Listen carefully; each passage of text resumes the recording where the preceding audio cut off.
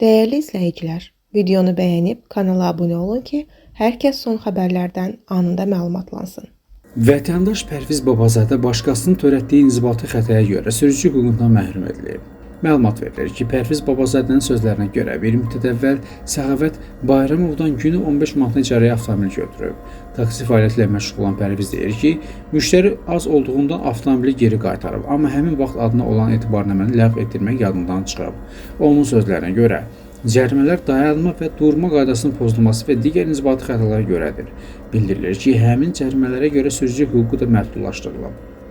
Ekspertlər deyirlər ki, qanuna əsasən sonuncu etibarnamə Pərviz Babazadə olduğu üçün törədilən inzibati xətaların cəriməsi ona gəlir. Belə olduğu halda vətəndaş adına olan etibarnaməni ləğv etdirmək üçün məhkəməyə müraciət etməlidir. Daha sonra sübuta yetirilsə ki, həmin vaxt sürücünün arxasında Pərviz Babazadə olmayıb, cərimə məbləği avtomobilin əsl sahibinə yazılacaq.